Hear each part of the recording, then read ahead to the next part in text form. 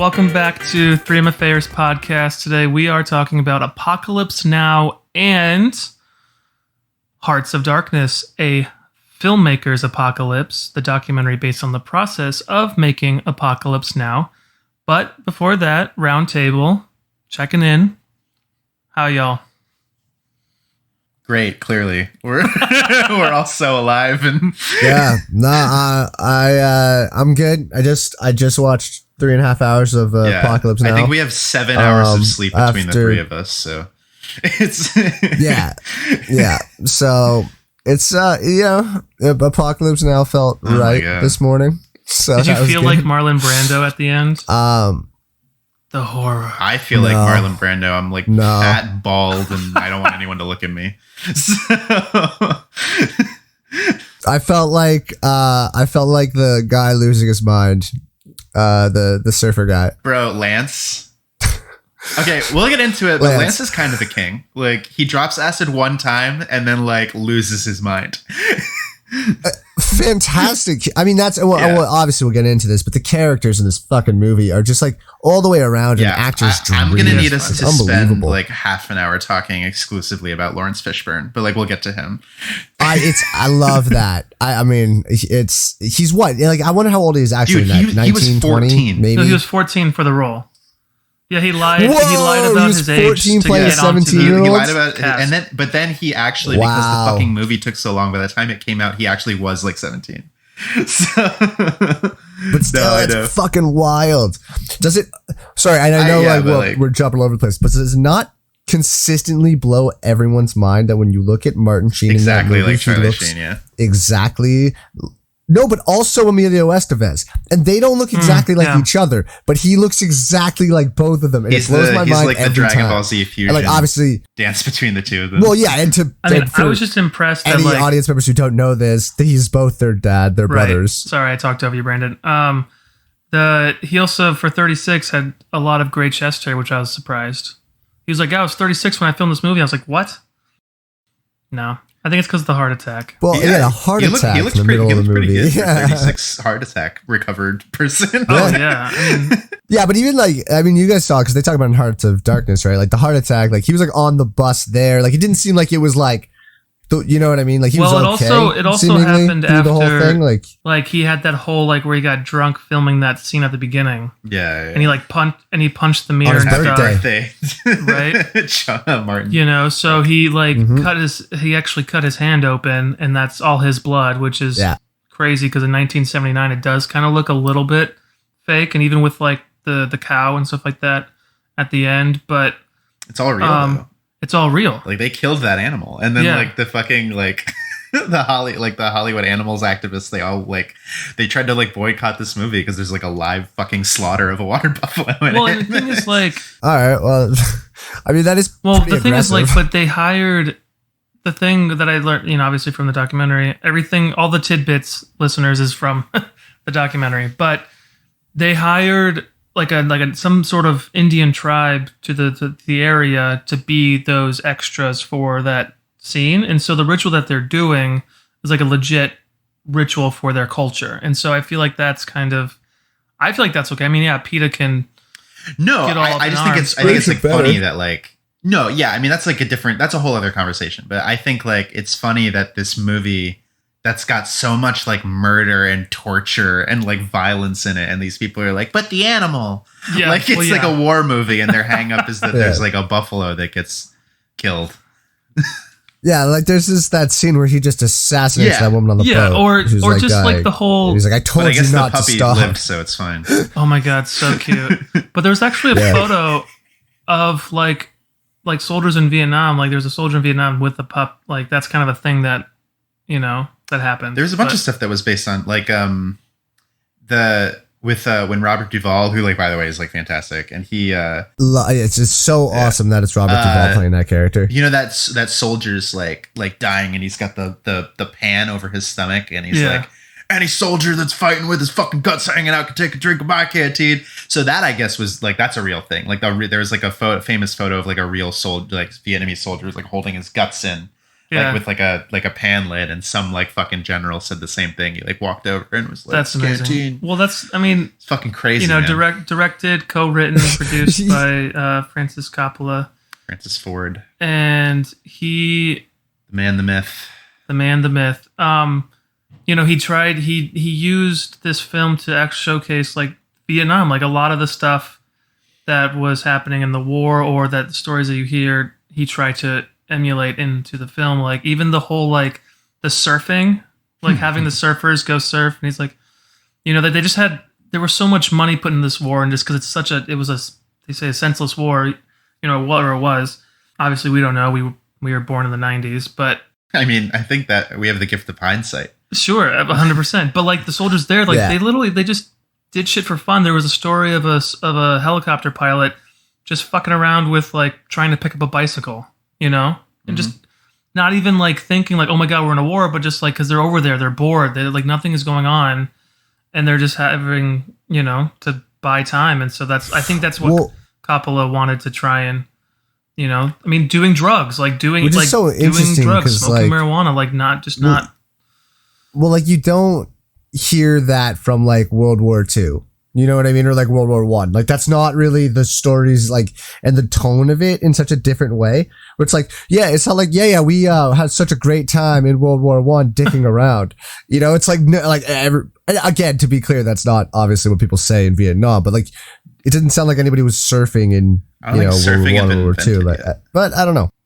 But this is, we're not saying anything new. This is like historians and academia. Like that's the line, like between World War II, which is like, obviously every political international conflict is going to have like not so nice motivations. There's always shady shit going on. But at least as far as the public was concerned, it's like there's a bad guy and we have to all stop the bad guy. But with Vietnam, it's a dick measuring contest between Russia and America, like about who can like, capitalism, communism, and it all just happened to coalesce at Vietnam, and they didn't want us there and we didn't want to be there, and it very quickly, it took 20 fucking years for us to get out and lose. Like, and then Marlon Brando took Cambodia. Yeah, he single-handedly gained 500 pounds and then conquered Cambodia. Oh my God. Can we talk about, you want to talk about that? Josh and I were talking about it a little bit before. We're jumping all over the place, but that's the name of the game, baby. Yeah, it's like, I don't know. I've been vocal about this before. I don't think Marlon Brando deserves to be like deified to the degree that like he is. Like, it's fine. It was good. His 10 minutes of screen time, but he's just such a fucking egomaniacal asshole, and he was rude and abusive to lots of people. It's just like, I don't get it, man. I don't understand. There's better actors that have been kinder people who deserve it more, I think. Well, it's just to paint a clearer picture, Marlon Brando was scheduled for 3 weeks of filming originally, $1 million in 1976, mind you, a week. And mind you, this is 30 years after Streetcar Named Desire. So he's like, he had his glory days in the late 40s, kind of being discovered in the whole streetcar, and then going from there on the waterfront, whatever. And so he's living off that kind of life. Well, but he's the most famous actor in the world. Like, let's be clear. And so, yeah. Because it's not like it was like he was discovered. Like, he changed acting. He was the first one, publicly and famously using right in the I'm talking about like in the 40s being like, that's what I mean by being like, like he was cast in Streetcar Named Desire and blew up, right? Yeah. And so he's coming into this movie, 3 weeks of filming, scheduling, $3 million. In the documentary, you have a conversation being recorded by his. It's great. Her name's not Eleanor. Who's Mrs. Coppola? Eleanor. Was it Eleanor? Okay. Yeah. Eleanor Coppola was able to like document kind of the filming process, and so we get this conversation with Francis and Marlon's lawyer, saying that because of scheduling like delays and which is totally fair, by the way. Typhoon. It's just right? like the fact that they make their days. There was fucking nature was trying to cancel the movie. It's understandable. I think your star had a Mother heart Nature attack. Was like that. Poor cow. Everybody's dropped it. No, but like, and then like they had to work with the Philippine government to get the helicopters, but like they were actually actively fighting a war. Yeah, there was like the Filipino civil war was happening at the same time. It's fucking wild. Half the time it's like, today we need our 5 helicopters back to fight a war, and Coppola's like, what the fuck? And so he has to like change his thing. So like as a director, I feel for him of like, holy shit, how am I gonna make this putting my own money down for this film? Anyway, sorry, before we get into that, but so Marlon, like all of a sudden, like Coppola's being told that Marlon is threatening to walk away with his advance of $1 million and not even film a thing because of conflicts or things like that. Like the audacity, is that even a thing to use? Yeah, sure. For Marlon Brando to be able to do that after working with Coppola on The Godfather, like earlier in the decade. And so it's just interesting with like working relationships, right? Like, but think about this. At that point, you got to imagine Marlon Brando already knows that he's 200 pounds overweight. I would have 200 pounds. Like, how tall is Marlon Brando? 5'7". No, I'm joking. No, he's like barely taller than me, and he looks taller. That big. But they had to. They had to make him seem taller so that it wouldn't be obvious that he was fucking. No, I'm talking about the documentary. He looks tall in the documentary, unless he was just around shorter people than him. So they use perspective shots. But it's just so funny that it's like, I'm gonna walk with my $1 million because there's no way they're gonna be happy when I show up. Maybe, yeah. So it's like, you got to imagine that's part of the thought. Well, and then he was also like notoriously like lazy though. Like he was doing this wasn't an isolated incident. Like he was doing this frequently. Dude, the pictures from The Godfather of him sitting at the desk and Robert Duvall having his lines taped to his chest for him is the craziest picture in the world. Yeah, like Robert Duvall would have Brando's lines taped onto his chest so Brando could read them when he was talking to him in the scene. Yo, Josh, if you haven't seen these pictures, look them up after. It's hilarious. Interesting. I think it's absolutely hilarious. But then also, Coppola had an issue with the ending, right? So when Marlon got in, obviously you have to use your time wisely when you have somebody like Marlon Brando because you already you're over budget. You're already spending the money to like $5 million on him. So you're kind of like, okay, so it's either spend a week not filming and rewriting the script to make sure it's good, or having Marlon do improvs, which we all know improvs. You have a scene. You're working on a scene. Usually it's a scripted scene, but you take the lines away and you take the circumstances or use like a moment before or whatever, and you kind of get into it to kind of find different behaviors and things like that for the character. Marlon Brando was sitting there, or we watched this in the documentary, but he is sitting there asking these questions, and like Coppola's just sitting there going, just do it. Like, I don't know why we have to spend a day or 3 days alone talking whatever, I can't imagine at that point of the process working with an actor like Marlon Brando who already is known to not do the work, but then knowing that they've gone almost to the end of your rope. Like Coppola looked like he was going crazy by the end of this filming process. Dude, yeah, he lost all that weight. He was pulling his hair out. Like it was supposed to be a 6-week shoot, and it took like a year. 280 some days. It's insane, and I get it. Like the documentary definitely made me like. It's definitely like when you see the end result. I think I appreciated it a lot more. Like knowing what they went through to get it, because I think it is a good movie. Yeah. But then you watch like it's like kind of a fucking miracle that they finished it, and I understand why in the beginning you have like Coppola being like, I'm losing my fucking mind, like I'm crazy, I'm going crazy, and I'm like, oh, it can't be that bad, and then just like thing after thing after thing after thing just like happens, and there's like a subgenre of these type of documentaries about like movies that like didn't happen. Like there's a famous one called Lost in La Mancha. I don't know if you guys have seen it. It's similar. It's like Terry Gilliam trying to make Don Quixote. And it just like same thing. Like they didn't make that movie, but they tried to shoot for a week and just everything happened and it just got fucked up. There's one about the island of Dr. Moreau, which also has Marlon Brando in it, called Lost Souls. Jodorowsky's Dune. Is that the one where did they try to pull the like plane up a hill in that one? So there's a movie. There's a movie called. What am I talking about? Aguirre, The Wrath of God, which is Werner Herzog, and they pulled a boat over a mountain. They tried, or it took them like a month and a half. Yeah, because they pulled a boat over a mountain. I don't know if you guys heard that. But no, I really, with like people did. People. Sorry, yeah, with like Sorry, ropes. to be clear, not cars. Because it was the 70s, people. And so they just got a bunch of people to drag a boat over a mountain. But sorry, no. But so my point was that this documentary, Shanti was leading the charge. Insanity. This documentary I felt was really entertaining and really like kind of illuminating about the process. About how difficult, I mean, like it's obviously difficult to make any movie, but like the scope of this with what they were trying to accomplish, like without a lot of studio backing, like kind of having to finance it yourself in a country that's going through a civil war. I appreciate what they did and what they were able to accomplish for sure.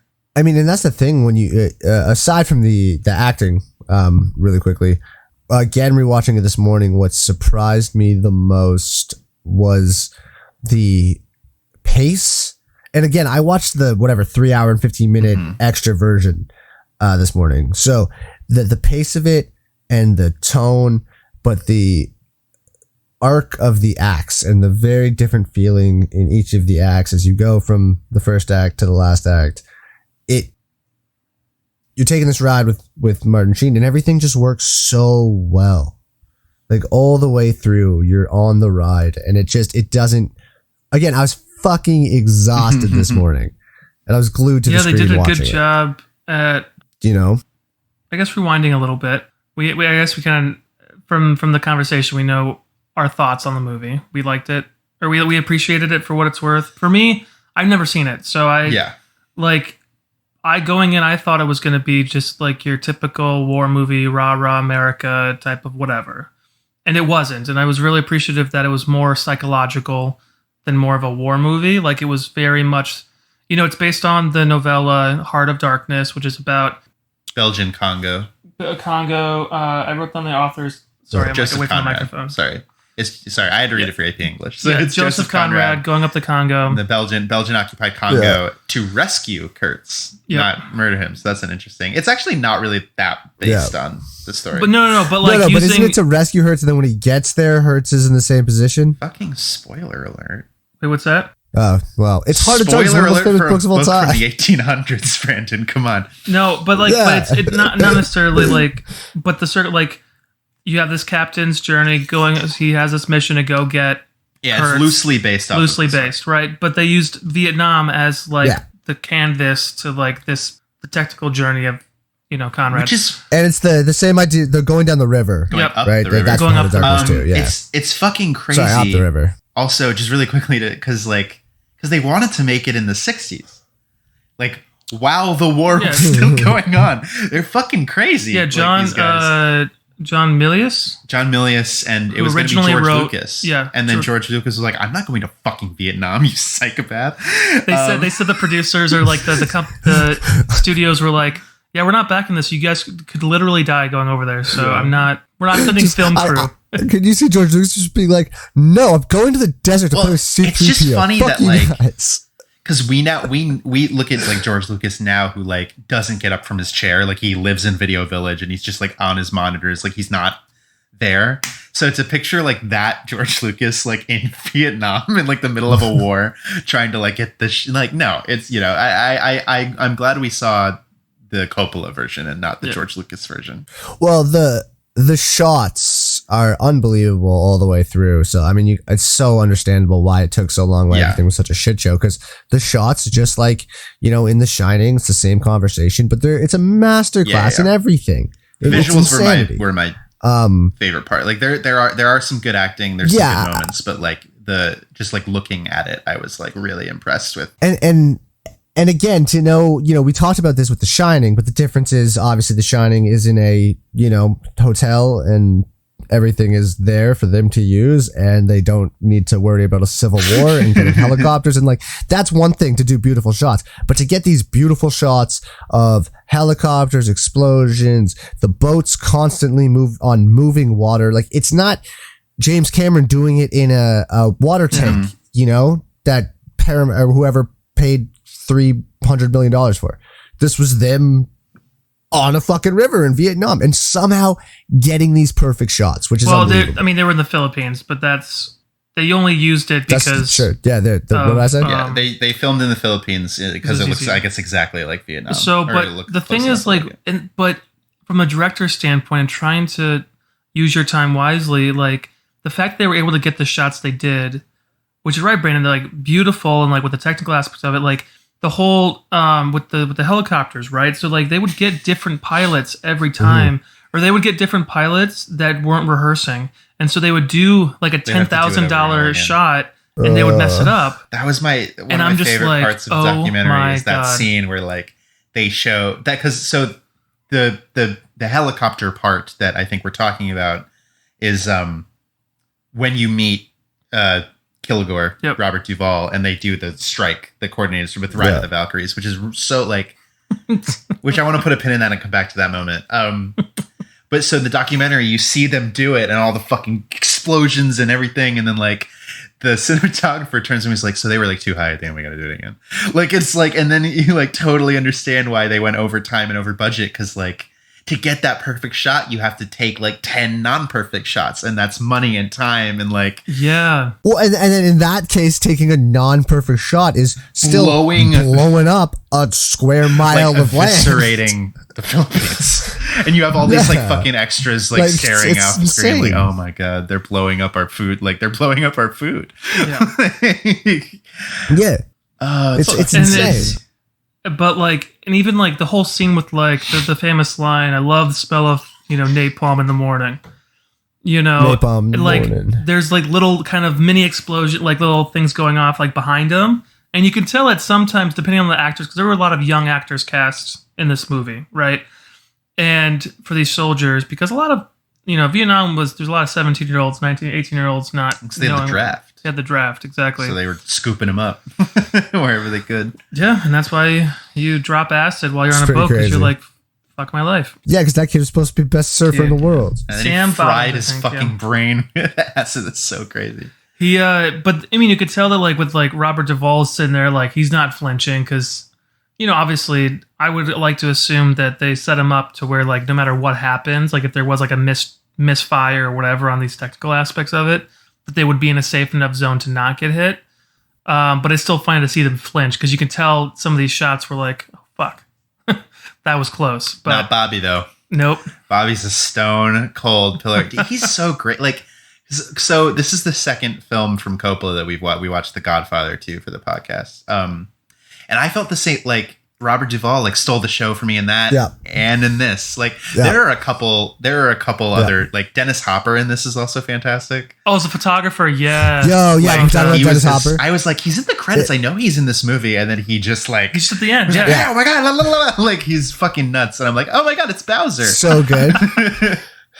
I'm an American, man. I'm an American. I'm an American. I'm photojournalist. Yeah, he's got all the cameras, and then he's like walking all these fucking decapitated heads. Good. Like I like Dennis Hopper a lot, but like, and Harrison Ford too. There's like all these people that show up for like a second. Ford. Yo, young Harrison Ford looking like nerdy. I loved it. Yeah, I like how nerdy for Harrison Ford is still like macho leading man, like for anybody else.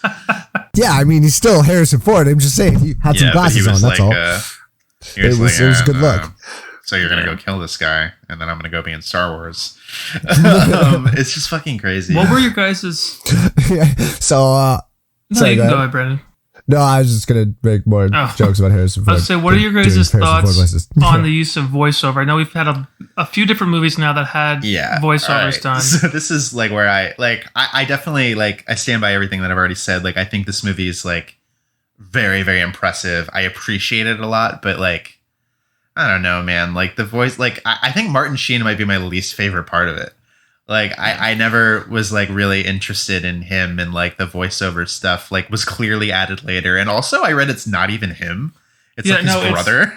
Well, no, the narration is actually Michael Herr, who was Cause I had to look this up because I was interested. I'm like, narration, what? So did he do the voiceover? Because the voiceover is a little bit deeper than Martin Sheen's kind of timbre. Yeah, it's like all gravelly, and I'm a fucked up Vietnam War veteran, and I'm gonna tell the story about how the war's fucked up. And I'm like, okay, like I understand why you needed to have that there, but right. But the guy they chose was a war correspondent for the Esquire during the Vietnam War. So I think that was like kind of the pull into, hey, cool. This movie based in Vietnam. Let's get the guy who did radio correspondence during the actual war.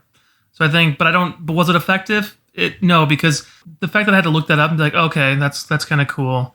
Because they do, the way they shoot it with the voiceover, it almost sounds like, is this somebody reading from, like, maybe they're reading from, like, the book or whatever, because they did, well, maybe that was the documentary that quoted the book, because they were doing because didn't, what? In the first part of the documentary, when they brought up Heart of Darkness, Orson Welles wanted to try and do, like, a movie of Heart of Darkness, but he ended up doing Citizen Kane instead, which, I mean, I guess, downgrade. Famous movie of all time. But sorry, no, Brandon, you look like you've been trying to say something about Martin Sheen for a while. Oh, yeah, a couple things. Well, one, the narration stuff, like, I love that, but I'm always a sucker for that. I mean, we've had this conversation a couple times, right? So, like, I love the narration. I think that just goes back to, like, comic books, because that's very much how comic books are written, right? Mm-hmm. The thought process behind everything. I didn't realize it was not Martin Sheen's voice. That doesn't change anything for me, but I like the narrations, you know? And then, I did have thoughts about Martin Sheen, by the way. I thought he's really good in it.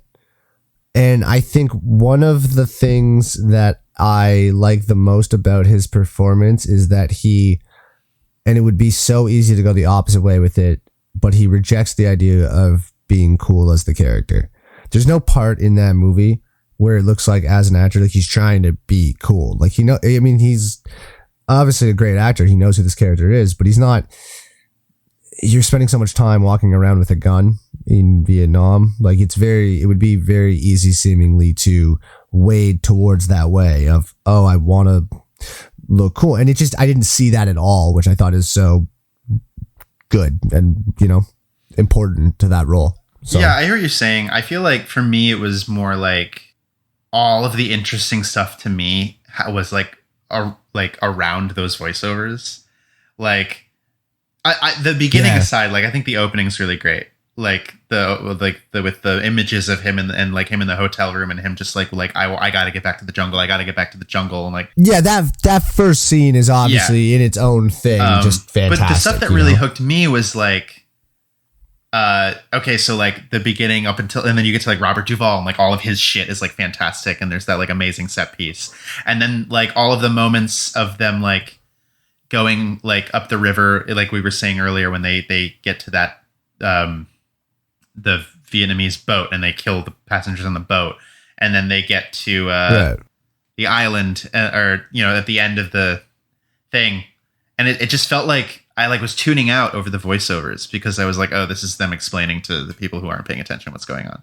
and then an action thing would happen. I'm like, okay, I'm back in. And then I would get taken out again. And I don't think it's like Martin Sheen's fault necessarily, but I just like, you're stacking him up against Duvall and like Brando and like Dennis Hopper. Well, and it's interesting when you put it that way. You're right. As he goes on this journey, he's just interested. He's just hitting, interesting character after interesting character. And he's this straight man that we're just riding with. Right. But it's even the guys that he's with. We didn't start talking about Martin Sheen right away. We were like, oh, surfer guy. Oh, Lawrence Fishburne. Oh, even the guy who almost gets eaten by a tiger. The captain of the boat is fantastic. Yeah. Well, yeah. Oh, yeah, that fucking tiger. And even there, by the way, the trainer, this is one of the funniest parts in the documentary was like, and I want to get back to like the psychological aspect with the narrative and stuff like that. But now, since we mentioned the tiger, I jumped when that tiger jumped out. I'm like, something's moving. Did not expect a tiger. I was like, holy fuck. But, and so the chef, his character's name is Chef, his reaction was like my reaction. I would have like shit myself if a tiger jumped out at me. But the trainer brings a tiger on set and he's like, yeah, Mr. Coppola, we haven't fed him in a week. So he's really hungry. And the actor's sitting there going, yeah, fuck me. I'm not acting with this tiger. A week. Why is that good? So that it would jump towards a pig in the right way, and it's like, I could. The 70s were a crazy time. Can filmmaking. you imagine being like a young actor and be like, this is my fucking big break. I'm working with the guy who made The Godfather. I'm going to go to the fucking Philippines. It's going to be awesome. And then it's like, oh, by the way, we're going to have a starved tiger launch out of you. Yeah, it's like, oh, by the way, we got the tiger most famously known for his run with Siegfried and Roy. Like, what are we talking about? Well, and then the trainer's talking. He has like scars on his face, and then it's like, yeah, it's they're like, totally fine. they're like, yeah. I mean, the tigers like to go for the joints, so they go for the knees. And I was like, oh, cool. Anyway, so that is not what you want to hear. They should have went to Mr. Joe Exotic for all of their. They just should have sprayed some needs. Chanel 7 or whatever. No, I mean, why would you put like perfume on somebody's shoes? Like that's something that they would just want to like sniff. You want something like sardine oil that they would like want to eat. Exactly. You know? What is she doing? Gosh, now? she's such a fucking murderer. It's crazy. Carol Baskins definitely. Sorry to jump back into that, but Carol Baskins definitely did it. No, but It's like, there's not a doubt in my mind. Anyway, so that would fucking Tiger Man. bitch, Carol Baskins. Sorry. Totally killed her husband if we haven't said it before. Oh my god, I'm sorry. I'm just so tired, and it's just so funny. Carol Baskins. It's so good. It's the best. She's the worst, man. So She's a psycho. Oh god. No. He's Sorry. Now. I'm kidding. But I could go on.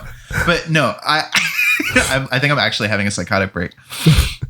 Apocalypse Now is a good movie, but here's the thing.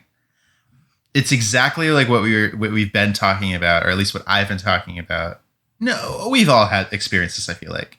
It's existed in the canon, right, as this like fucking thing. It's this movie. Yeah. And because I've seen like Platoon and I've seen Full Metal Jacket and I've seen like all the Vietnam movies, I'm like, oh, this is where they all got all this shit from.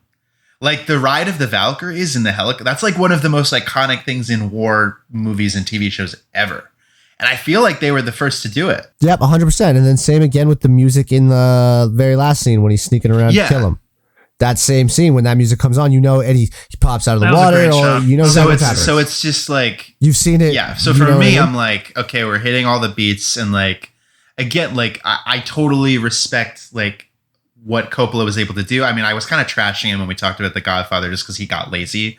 But then again, it's like you see something like this, and I'm like, okay, like maybe you've earned the right to sit in your chair for a while. You know what I mean? Like I get it, and I feel bad because like in that documentary, he really seemed like he's somebody that cares about art and cared about the craft of filmmaking and like making the process more democratic. Like he went on like at the end to say like, I hope that like young people, like it's easier for young people to make their movies and it becomes less like, you know what I mean? So like, I just wanted to go on record saying like, I apologize. Like he's, for ragging on him because he's been through a lot and he made some really cool art. he took a risk doing this. He's put a lot of his own money and time into it, and people would ask him like, why don't you just quit if it's not working? He's like, what am I going to quit myself? Like I told I'm going to make this movie. I'm going to make this movie.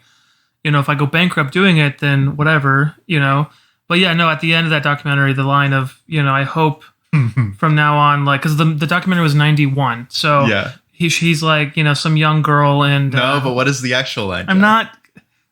So he says, I'm quoting, this is not me. He says, my dream is that some young fat girl from Ohio will take her father's 8mm camera and start making movies and take away this whole illusion of professionalism of movie making and just bring it back to artistry and like as like an art. Which is such a beautiful sentiment. Why did he have to say fat girl? Yeah, what?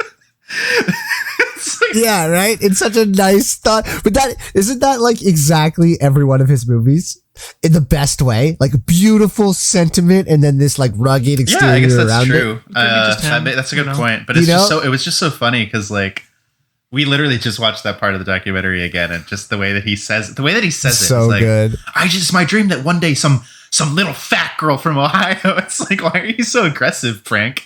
But no, my point of going on that tangent was to say that like as much as I like appreciate this film and can recognize how good it is, I don't know, like it's not something I'm like rushing back to watch again. You know what I mean? Like I'm not like no, but it's such an important point to make because we do keep running into this exact thing where we have to put it in context. Because it, like you said, it's not even the first time you see it, it's not even original because you've seen and heard those scenes and other things, Simpsons, Family Guy, whatever the hell, you've seen it done 1,000 times before you've even actually seen the movie at this point, you know? And it's so important to put that in context, especially when you watch something like Platoon and you got Charlie Sheen running around looking exactly like Martin Sheen. I didn't even think about that. Like, what the hell is going on? When I think of Platoon, I think of Willem Dafoe and just how good he is in that movie. Yeah. But then, and then you have like Stanley Kubrick's take on it, and then you have Tom Hanks's take on it. Well, that's World War II. No, but he did like Band of Brothers in the Pacific. He does he produces all of them. Like all the HBO, like the Generation Kill. Yeah, okay, that's fair. Yeah. But like, I'm just saying, like, Generation Kill. Yeah, and they're all good, but it's like I don't know how many times I know war's bad. I know American imperialism and interventionism's fucked up. So it's like, how many movies do I have to watch to like get, like, I get it. You know what I mean?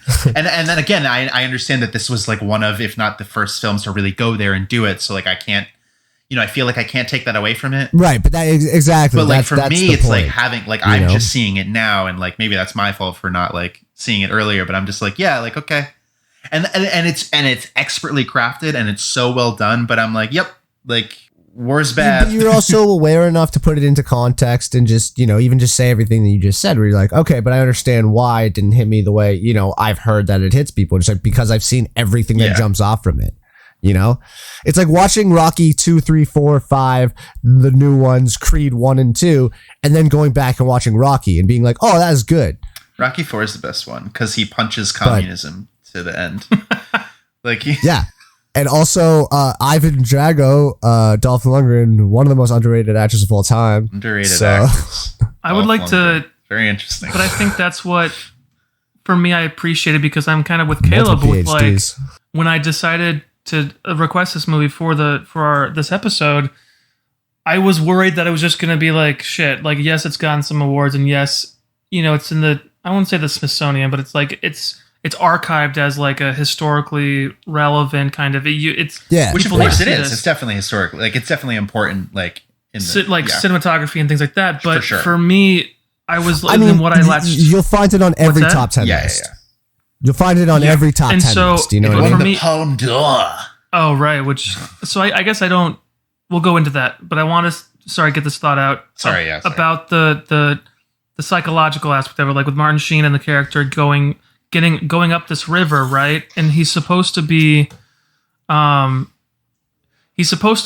sent to like essentially kill this, Kurtz, who's gone off the rails and crazy and is doing these in their eyes, very like bad things. I can't think of the word right now, but yeah, but by the time Willard gets there, Martin Sheen, he sits there and goes, "Do I want like, is what he's doing bad?" Like, because we can't, it's the judging somebody for killing people in an inhumane way when you're a fucking soldier in the Vietnam War just napalming people and letting people burn. You know what I mean? Like, who's to separate a soldier killing somebody inhumanely versus a man who is essentially this godlike figure to this tribe who's been doing it in the name of something, well, you know what I mean? Like, then I thought I really appreciated that kind of conflict inside Martin Sheen, and then he finally realizes, no, I have to take him out, which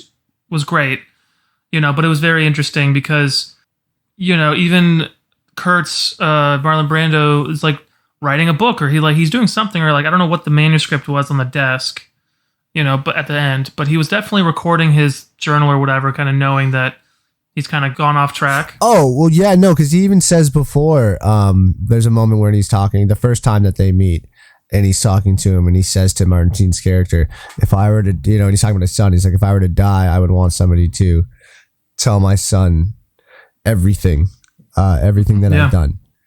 And then he like looks over at his like the manuscript and shit on the table. So he like told Martin Sheen to and that's what I think that's what I took more out of the movie was this kind of a soldier's journey through like just that spiral of you go over there for an intention, you have this mission, whatever, and then you just from spending the weeks like overseas in this environment, you start to wonder like why the fuck are we even doing this, which goes back to our earlier point with like the Vietnam War with these young soldiers going over there. And when you take 7 months to film a movie, like even the actors were just kind of like going fucking nuts. You know what I mean? Like, well, it's also like, you know, you just kind of touched on this. At any point during this movie, did the Vietnam people, did the, you know, Charlies or the Vietnam Army, did they seem like the bad guys at any point in this movie? No, but we also didn't get like their perspective, which I think is like very intentional. No, but that's the point that I'm making. Yeah, it wasn't like we did kind of alluded to before. This movie, and Josh, like you're saying, is not like America, war. Yeah, it's like, no, here's a character who's in this war, who is having very divisive thoughts in both directions and is lost and confused and is sent on this mission. Like it's a personal story so much more so than it's, you know, the Viet Cong are there and they're shooting at them and stuff, but we have no fixation on them throughout this story. Right, and I think that's that was Coppola's definitely intention behind it. Yeah, which is I think a great metaphor for like the war itself, where America was there focusing on its own shit and ignoring the fact they were invading a fucking sovereign nation and ruining a country's populace. Yeah. And it's like you know, it's fucking nuts. I mean, yeah, it's like the reason I think that so much media is made about the Vietnam War. I mean, like, is because they're so like, what do you do like when you're kind of like told, you're just like being told that you're doing something for the right reasons, and then you live in it and you realize that there is no right reason, and it's just like a crazy senseless thing. So yeah, you do drugs and you have fun and you try to like make yourself not go crazy even though you're going crazy. Like, I totally get it. Well, but then I mean, you have this character in Martin Sheen where it starts off where he's already done. You know, he's supposed to he's gone home and he's come back because you're now indoctrinated into a war and that type of life. And obviously, I don't know what the hell I'm talking about. I've never been in the army, but I'm just you know, spitballing on what I seem to understand about this stuff. And you know, he's stuck there, but it's not even a real war to fight. So even that is based on this kind of false sense of stuff, and he has no idea what the fuck to do. You know, and that's where we start with this character. Vietnam was the first televised war. You know, it was the first war that people could actually see at home, like what the hell is going on. This is what war is? Which is funny because even Coppola added that into the movie, because when they first go to the beach, that's what I was just saying. Going, don't look at the camera, just run by. And they're like, what the fuck? What is going on? Yeah, what are you talking about? And I definitely didn't catch that as a kid. And when I saw it this time, I was like, oh, that is so fucking interesting. Yeah, I loved that, Josh. I'm so glad you brought that up. Where it's like, yeah. And like Martin Sheen's like, the fuck? Like looking at the camera, and they're like, no, keep walking. Look like you're fighting. Look like you're fighting. And he's like, yeah. What? Yeah, because they had a... Well, I am fighting. Yeah, I am fighting, you dumbass. Like, they're blowing up the beach. Well, then didn't it remind you of like that scene in Captain America where they're like doing the propaganda for them? And you're like, wait, what? Like where he's like walking on a treadmill, like it's all fake propaganda. Sure. But that feeling though, Brandon, that you just mentioned about being at war, being done, and then have like just not really finding a place, goes back to even to the sentiment of, you know, Shawshank Redemption. You know, with like, you're so used to this type of thing, and you see a lot of that with career military, like generals and captains, or whatever. They're in it for like 10, 15 years, 20 years, and they come home and they're very orderly. And, you know, I can easily go down this whole road of like soldiers coming home from war, and then because all they know is military, you know, then you get the abuse and things. They don't know how to live a domestic life because they've just been in a war. Well, we also just know way more about like PTSD and stuff now too, which is helpful. You know, like we understand it much better. But having to cope with that. And we know like what kind of acid does, so like it makes more sense that people, when you drop a bunch of it in a jungle with napalm explosions every day, you might lose your mind a little bit. Well, yeah, or like even that scene with the bridge, you know, that checkpoint, you know, and dude, that guy, the I don't remember what the character's name was. You're talking about like at nighttime, like when the bridge gets blown up and they're shooting at the Vietnamese, and then like they're like get the, and he just like gets up, one shot, done. And then like he's just like, you could tell he's just so like disconnected from reality. Like he's just so like it's just like it's hell, and he's living in it, and like it's fucking so good. Well, there was. Can I ask you guys? Did you guys have any of the scene where they went to the plantation that was owned by the French people? Was in the movie. So that's the whole that entire scene's cut, huh? So Okay, so for the audience and for you guys, I guess. So in the extended cut, and that'll probably make up for the majority of the time difference because it's like a half an hour scene. I mean, there's a full sex scene in it with some girl. Oh wow. Like with Martin Sheen. Martin Sheen Yeah. So they're he wops. Baby. So it's like mid second act or like almost end of second act, I'd say, maybe beginning of third act, and like so they're deep into the they're almost in. Have any of them died yet already? Did Lawrence Fishburne die yet? Yeah, Lawrence Fishburne's already dead at this point, I'm pretty sure. And the boat chief is still alive, maybe it's just before the boat chief dies. Anyways, they like roll up on this kind of village and there's like, a whole kind of army and they don't know what's going on. And then one of them starts yelling in French and the cook starts yelling back in French. He's like, we're Americans, blah, blah, blah. So they bring them up and it's this French family who has owned this plantation for like 70 years or whatever. And they're staying and they have like their own art kind of army. Remind you of any other movie we watched recently? And it's this. Yeah, well, very much so. And it's very interesting because the entire conversation is at a dinner table. And it's like a bunch of them and Martin Sheen. And the conversation is them as Frenchmen being like, no, this is our home. This is where we're staying. We lost in World War II and just like a bunch of shit like that. And them trying to be like, how come you guys as Americans like haven't learned from us, the French? You have all this power and like you're here in this stupid fucking war. And it's a really powerful scene.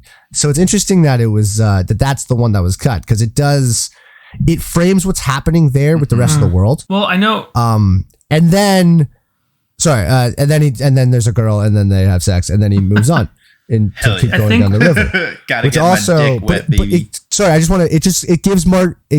Oh, sorry. Not only that, before they have sex, they do Jesus Christ, fucking old school like marijuana. Come on, help me out here, guys. No, come on. I don't know what you're talking about. You just made this hand like motion really on old the screen. school. I don't know what that is. Like a bowl? I want to say heroin, but it's not heroin. Like medical grade heroin. What am I talking about? Yeah, sort of. But meth? Again, keep going. Like if you were at like opium, but if you were at a doctor's office, like what they would, or like if you were having surgery, morphine? What they would give you. Morphine. Thank you. Wow. Fuck. Finally. Jesus. So there's a whole scene where they're doing morphine. Awesome, dude. Morphine's great. And then have sex. What my point is that it's very it's a kind of a grounding scene for Martin Sheen a little bit. Or for in the documentary they talk about the filming of that scene and how they spent God knows how many like days on it because they flew in. He wanted actual French actors, but he couldn't afford flying them from France. So like find if there are anybody on this side of the world, in Hong Kong or wherever, get them here. If not, then of course I'll fly them from France. But the work that he put into that scene, it didn't end up working for him or didn't come out exactly like he wanted it. So he cut it, which is so interesting as a potential future filmmaker, or I would say, a future filmmaker like myself, of putting. What I appreciated about the documentary was the inside look of the appreciation of the time and the effort that you take to get all of these different shots and trying to figure out your vision of this movie, this project that you want to create, and all that time and investment. Like for me, it's like you want to make it work so that you can use it because you spent the time and you want people to see it. But it's then going back to the editing room and cutting it and having to cut out a half hour scene, and it's 100%. Like those decisions I have yet to deal with, but I can't imagine, Well, and to be fair, watching it this morning, and that's how I kind of knew that it was this scene that got cut, because at 3 hours and 15 minutes fully with no credit sequence, that's too much. And while the scene is good and opens things up, if I wasn't watching it for the podcast and like watching it analytically, I would have fast forwarded through it. I would have. It slows it down. Like I understand why he took it out. Like for this to sit down and watch it analytically, it adds to the overarching story. But to sit in a theater, it's an extra half an hour, 45 minutes that I don't know that you need. Fair. So I think it was the right choice. But then I guess what's interesting is like, who puts that back in? Like, who the hell is that? The production house? Or like, dude. Who's like, oh yeah, by the way, Coppola had full Final copy. Cut, and so there was the Cannes premiere that would eventually become the theatrical cut, and then he added a bunch of shit back in for the director's cut, which I think what you watched, Brandon. Awesome. Okay, that makes sense. And then it makes sense, Josh, why he would add this back in for the director's cut. He scaled back again and cut a bunch of shit out for the final cut, but it was still longer than the theatrical cut. And I think that's what we watched, Josh, the final cut. That's like the version of the film that I think. So confusing. It's all fucking bullshit and like, but it is interesting. It's more confusing than the end of Evangelion. Well, let's not go crazy. So we haven't talked about this yet, and we brought it up.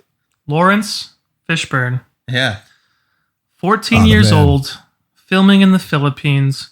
What a life. And how he could lie about his age and like get him over there. And I'm sure Coppola like at some point figured it out and was like, well, fuck, we cast him. He's here. So we're going to put him through all this. But it's just interesting because I didn't recognize him until the end of the movie. And then I was like, well, there's no credit. So I watched the documentary and they were doing the interviews in 91. I was like, holy shit, Morpheus. And I was like, wow. Well, and yeah, hold on, Josh. I wouldn't feel bad about not recognizing him. Like, you're used to seeing him as Morpheus. Like, that's the first time you were probably introduced to him as a kid. He's a 14-year-old kid in this movie. Like, you should he's like recognize thinner, him. and he's got all the hair, and he's like, you know what I mean? And then, when they cut in the documentary to the 91 footage, and it's like, oh, that's Lawrence Fishburne. Like, that's why. His death was probably the one that affected me the most, though, in the movie. I would have to say. Oh, yeah. 100%. That's the death that, like, when I haven't watched the movie in a while, that's the only one that, like, I can remember. Well, and it's because they also paired it with the tape from his mother saying, you better come home quick, stay away from the bullets. And that's overlaid with him being shot and killed. And I was like, that was the best voiceover. That was the best use of voiceover. Thought that was fantastic. I thought Coppola did a really, glad you brought that up. Really nice, interesting way in terms of his transitions with those scenes. There's a lot of layering in this movie. I don't know if you guys noticed. Like, there would be, like, especially the beginning with him, there's half the screen, or a third of the screen is him laying down.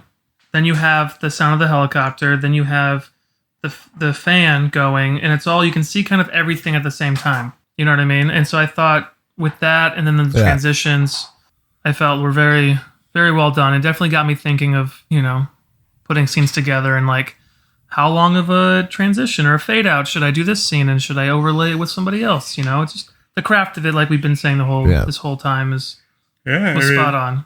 Took a fucking years to edit. Like, it took so long to put this movie together. I get it. It's a good movie. Pretty good. A good movie.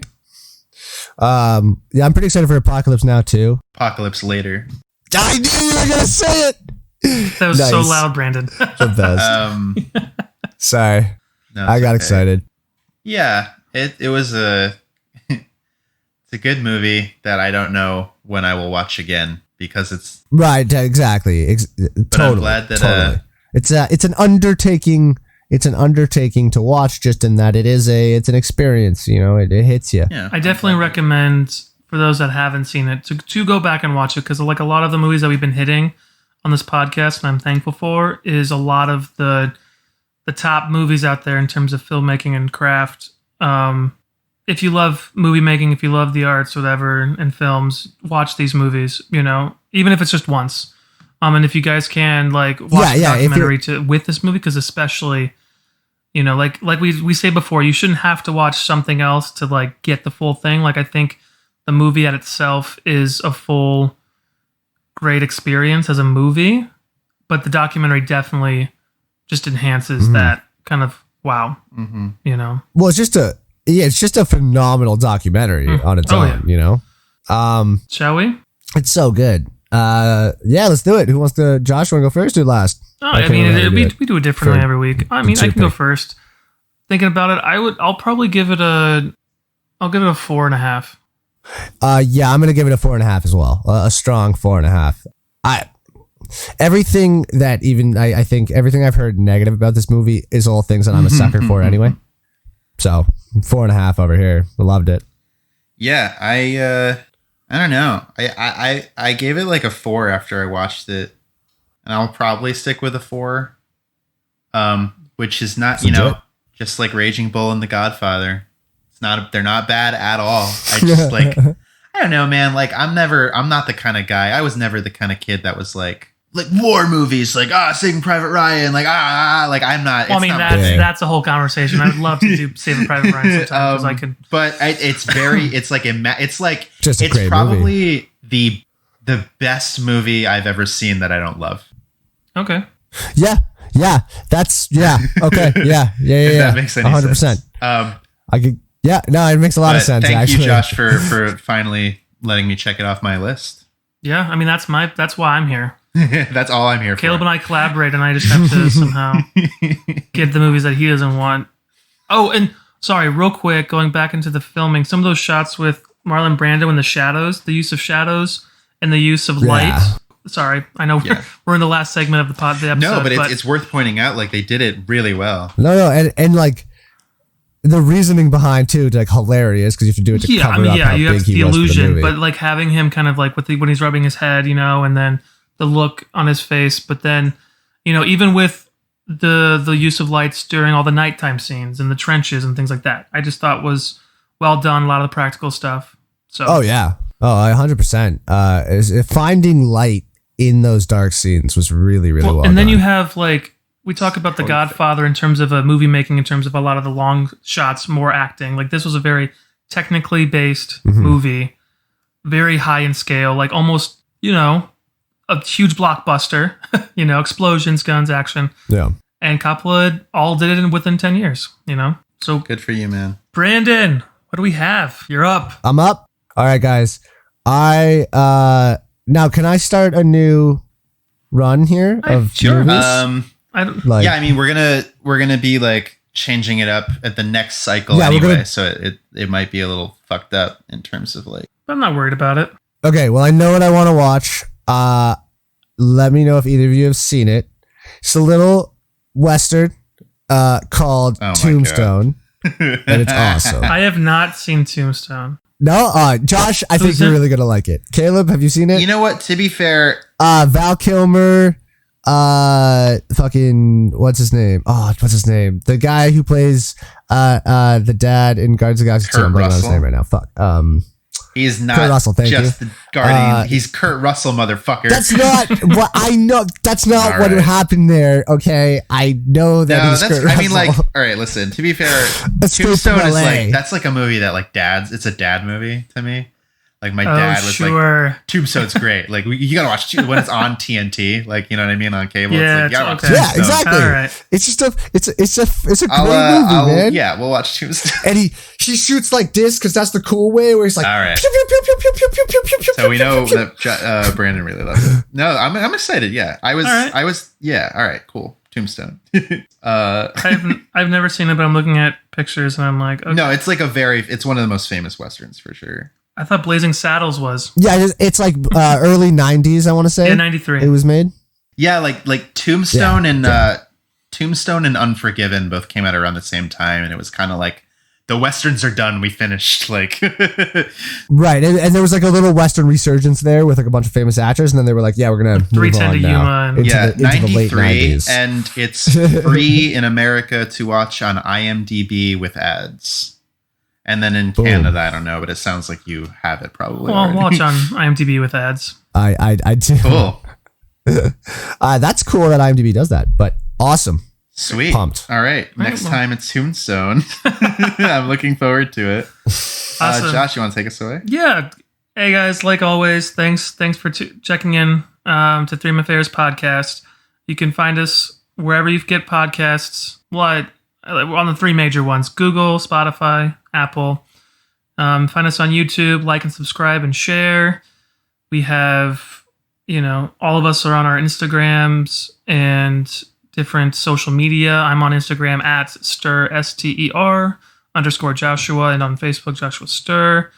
I'm always doing stuff or creating, so working through this. Brandon? You can find me at Brandon Comic Fierce on Instagram or look me up on YouTube. And Yep. I got nothing else coming up to promote. Just auditioning and shit. Caleb? I'm on Letterboxd at CJCASDS. You guys should get on Letterboxd. It's a really great social media service that's like for cinephiles. It's like awesome discussions. I really enjoy it. I write really like lengthy reviews a lot of the time when I need to be doing other things. And if you're listening to this before September 17th, stay tuned for the Digital Shakespeare Company's production of Macbeth. It's shaping up to be really fucking awesome. I'm really proud of it so far. We have a great cast, a cool concept, and I think it's going to be something special. Awesome. Looking forward to it. Yeah. Wicked. That's all. See you guys next week on Three Affairs Podcast.